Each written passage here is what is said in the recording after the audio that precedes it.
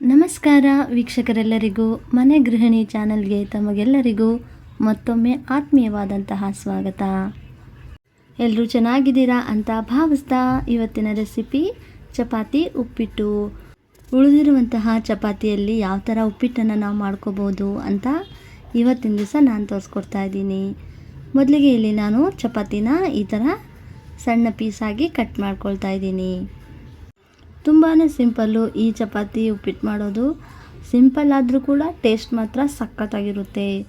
ಕಡಿಮೆ ಸಮಯದಲ್ಲಿ ತುಂಬ ಬೇಗನೆ ಆಗುವಂತಹ ಟಿಫಿನ್ ರೆಸಿಪಿ ಅಂತಲೇ ಹೇಳ್ಬೋದು. ಇವಾಗ ಇದನ್ನು ಮಿಕ್ಸರ್ ಜಾರ್ಗೆ ಹಾಕ್ಕೊಂಡು ಮಿಕ್ಸಿ ಮಾಡ್ಕೋಬೇಕು. ನಾನಿಲ್ಲಿ ಪೀಸ್ ಮಾಡಿಟ್ಟಿರುವಂಥ ಚಪಾತಿನ ಮಿಕ್ಸರ್ ಜಾರ್ಗೆ ಹಾಕ್ಕೊಳ್ತಾ ಇದ್ದೀನಿ. ಮಿಕ್ಸರನ್ನು ನಾವು ಆನು ಆಫು ಮಾಡಿಬಿಟ್ಟು ಈ ಥರ ಗ್ರೈಂಡ್ ಮಾಡಬೇಕು. ಫಸ್ಟಿಗೆ ಈ ಥರ 1-2-3 ಸತಿ ಆನ್ ಆಫ್ ಮಾಡಿಬಿಟ್ಟು ಮಿಕ್ಸಿ ಮಾಡ್ಕೋಬೇಕಾಗುತ್ತೆ. ಸ್ವಲ್ಪ ನೋಡಿ, ಇದು ಪೂರ್ತಿಯಾಗಿ ಈ ಥರ ಸಣ್ಣ ಆಗಿದೆ ಅಲ್ವಾ. ಇವಾಗ ಒಂದು ಸತಿ ಗರ್ ಅಂತ ನಾನು ಮಿಕ್ಸಿ ಹಾಕ್ಕೊಂಡ್ಬಿಡ್ತೀನಿ. ಯಾಕೆ ಆ ಥರ ಆನ್ ಆಫ್ ಮಾಡಬೇಕು ಅಂದರೆ ಚಪಾತಿ ಎಲ್ಲ ಒಂದೇ ಸಮಯಕ್ಕೆ ಸಣ್ಣ ಆಗಲಿ ಅಂದ್ಬಿಟ್ಟು. ನೋಡಿ, ಇವಾಗ ಇಲ್ಲಿ ಪೂರ್ತಿಯಾಗಿ ಚಪಾತಿ ಸಣ್ಣಕ್ಕಾಗಿದೆ.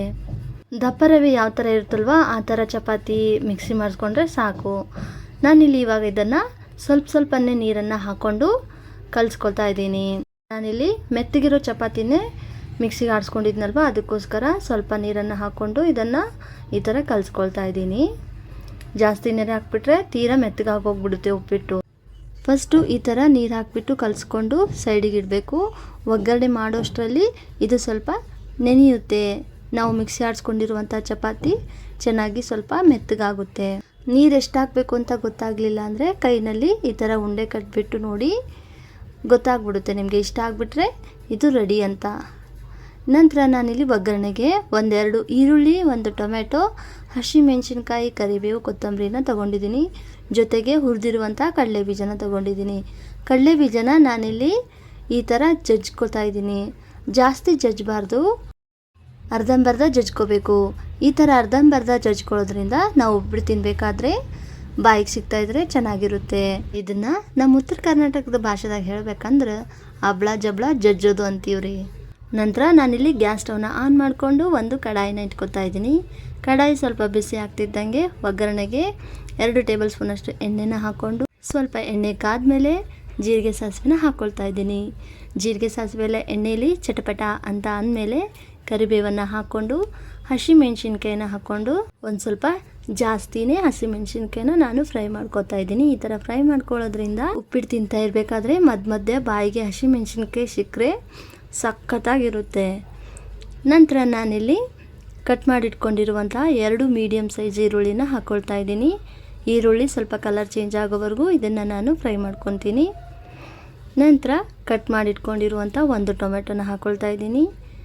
ಎಲ್ಲವನ್ನು ಚೆನ್ನಾಗಿ ಮಿಕ್ಸ್ ಮಾಡಿಕೊಂಡು ಟೊಮೆಟೊ ಸ್ವಲ್ಪ ಸಾಫ್ಟ್ ಆಗಬೇಕು. ಇವಾಗ ಇದಕ್ಕೆ ನಾನಿಲ್ಲಿ ಅರಿಶಿನ ಪುಡಿನ ಹಾಕ್ಕೊಳ್ತಾ ಇದ್ದೀನಿ. ರುಚಿಗೆ ತಕ್ಕಷ್ಟು ಉಪ್ಪನ್ನು ಹಾಕ್ಕೊಂಡು ಸ್ವಲ್ಪ ಸಕ್ಕರೆನ ಹಾಕ್ಕೊಳ್ತಾ ಇದ್ದೀನಿ. ಸಕ್ಕರೆ ಹಾಕೋದ್ರಿಂದ ಈ ಉಪ್ಪಿಟ್ಟಿಗೆ ರುಚಿ ಚೆನ್ನಾಗಿ ಬರುತ್ತೆ. ಉಪ್ಪನ್ನು ಸ್ವಲ್ಪ ನೋಡ್ಕೊಂಡು ಹಾಕೋಬೇಕು, ಯಾಕಂದರೆ ಚಪಾತಿ ಮಾಡಬೇಕಾದ್ರೆ ಚಪಾತಿಗೆ ಉಪ್ಪು ಹಾಕಿರ್ತೀವಲ್ವ, ಅದಕ್ಕೋಸ್ಕರ. ನಂತರ ನಾನಿಲ್ಲಿ ಇದಕ್ಕೆ ಹಬ್ಳ ಜಬ್ಳ ಕುಟ್ಕೊಂಡಿರುವಂತಹ ಕಡಲೆ ಬೀಜನ ಹಾಕ್ಕೊಳ್ತಾ ಇದ್ದೀನಿ. ಎಲ್ಲ ಒಂದು ಸತಿ ಚೆನ್ನಾಗಿ ಮಿಕ್ಸ್ ಮಾಡ್ಕೋಬೇಕು. ಟೊಮೆಟೊ ಈಗ ಸಾಫ್ಟ್ ಆಗಿದೆ. ಇವಾಗ ಇದಕ್ಕೆ ಮಿಕ್ಸಿಗೆ ಆಡಿಸಿಟ್ಕೊಂಡಿರುವಂಥ ಚಪಾತಿನ ನಾವು ನೆನೆಸಿಟ್ಟಿದ್ವಲ್ವ, ಅದನ್ನೇ ನಾನಿಲ್ಲಿ ಇದಕ್ಕೆ ಹಾಕ್ಕೊಳ್ತಾ ಇದ್ದೀನಿ. ಎಲ್ಲವನ್ನು ಚೆನ್ನಾಗಿ ಮಿಕ್ಸ್ ಮಾಡ್ಕೊಳ್ತಾ ಇದ್ದೀನಿ. ನೀವೇನಾದರೂ ಈ ಥರ ಚಪಾತಿ ಉಳಿದಾಗ ಉಪ್ಪಿಟ್ಟು ಮಾಡಿಕೊಟ್ರೆ ನಿಮ್ಮ ಮನೆ ಮಂದಿ ಎಲ್ಲ ಇಷ್ಟಪಟ್ಟು ತಿಂತಾರೆ. ನೀವೇನರ ಈ ಉಪ್ಪಿಟ್ಟು ಒಂದ್ಸರಿ ಮಾಡಿದ್ರೆ ಅನ್ಕೋರಿ, ಮತ್ತೆ ಅದೇ ಉಪ್ಪಿಟ್ಟು ಮಾಡ್ಕೊಡಮ್ಮ ಅಂತ ಕೇಳ್ತಾರೆ. ಅಷ್ಟು ಚೆನ್ನಾಗಿರುತ್ತೆ ಈ ಉಪ್ಪಿಟ್ಟು. ಇನ್ಮೇಲೆ ಚಪಾತಿ ಉಳಿದಾಗ ಏನು ಮಾಡೋದು ಅಂತ ಯೋಚನೆ ಮಾಡಬೇಡಿ. ಈ ಥರ ಉಪ್ಪಿಟ್ಟು ಮಾಡಿಕೊಂಡು ಊಟ ಮಾಡಿ. ಬಿಸಿ ಬಿಸಿ ಆಗಿರುವಾಗ ಈ ಉಪ್ಪಿಟ್ಟನ್ನು ತಿಂದರೆ ಸಖತ್ತಾಗಿರುತ್ತೆ ರೀ. ಸುಮ್ಮನೆ ಹೇಳ್ತಾ ಇಲ್ಲ, ಪರ್ಸ್ನಲಿ ಈ ಉಪ್ಪಿಟ್ಟು ನನಗೂ ಕೂಡ ತುಂಬಾ ಇಷ್ಟ. ಎಲ್ಲವೂ ಒಂದು ಸತಿ ಚೆನ್ನಾಗಿ ಮಿಕ್ಸ್ ಆದಮೇಲೆ ತಟ್ಟೆಯಿಂದ ಮುಚ್ಚಿ 1 ನಿಮಿಷ ನಾನು ಇದನ್ನು ಬೇಯೋದಕ್ಕೆ ಬಿಡ್ತಾ ಇದ್ದೀನಿ. 1 ನಿಮಿಷ ಆದಮೇಲೆ ತಟ್ಟೆನ ತೆಗೆದು ಪುನಃ ಎಲ್ಲವನ್ನು ಚೆನ್ನಾಗಿ ಮಿಕ್ಸ್ ಮಾಡ್ಕೊಳ್ತಾ ಇದ್ದೀನಿ. ಈ ಉಪ್ಪಿಟ್ಟನ್ನು ಬೇಳೆ ತಿಳಿ ಸಾಂಬಾರು ಜೊತೆ ನೀವು ಸವಿಬಹುದು, ಇಲ್ಲಾಂದರೆ ಮೊಸರು ಜೊತೆನೂ ಊಟ ಮಾಡ್ಬೋದು. ಚೆನ್ನಾಗಿರುತ್ತೆ ಕಾಂಬಿನೇಷನ್ನು. ಇವಾಗ ಇದಾಗಿದೆ.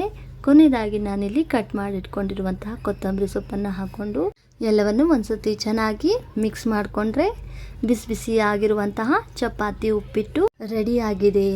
ಸವಿಯೋದಕ್ಕೆ ಸಿದ್ಧವಾಗಿದೆ. ನೋಡಿ ಎಷ್ಟು ಚೆನ್ನಾಗಿ ಉಪ್ಪಿಟ್ಟು ತಯಾರಾಗಿದೆ ಅಂತ. ಇವಾಗ ಒಂದು ತಟ್ಟೆಯಿಂದ ಮುಚ್ಚಿ ಸ್ಟವ್ನ ಆಫ್ ಮಾಡ್ಕೊಳ್ತಾ ಇದ್ದೀನಿ. ಇವತ್ತಿನ ಈ ರೆಸಿಪಿ ವಿಡಿಯೋ ವೀಕ್ಷಕರೆಲ್ಲರಿಗೂ ಇಷ್ಟವಾದಲ್ಲಿ ತಪ್ಪದೆ ಲೈಕ್ ಮಾಡಿ, ಶೇರ್ ಮಾಡಿ, ಹಾಗೆಯೇ ನಿಮ್ಮ ಅನಿಸಿಕೆ ಅಭಿಪ್ರಾಯಗಳನ್ನು ಕಮೆಂಟ್ ಮೂಲಕ ತಿಳಿಸ್ತಾ ತಪ್ಪದೆ ಮನೆ ಗೃಹಿಣಿ ಚಾನಲ್ನ ಸಬ್ಸ್ಕ್ರೈಬ್ ಮಾಡ್ಕೊಳ್ಳಿ ಅಂತ ರಿಕ್ವೆಸ್ಟ್ ಮಾಡ್ತಾ, ಸಬ್ಸ್ಕ್ರೈಬ್ ಮಾಡ್ಕೊಂಡಿರೋರೆಲ್ಲರಿಗೂ ತುಂಬ ಹೃದಯದ ಧನ್ಯವಾದಗಳು. ಸಮಯ ಕೊಟ್ಟು ಈ ರೆಸಿಪಿ ವಿಡಿಯೋ ನೋಡಿದ ತಮಗೆಲ್ಲರಿಗೂ ಧನ್ಯವಾದಗಳು.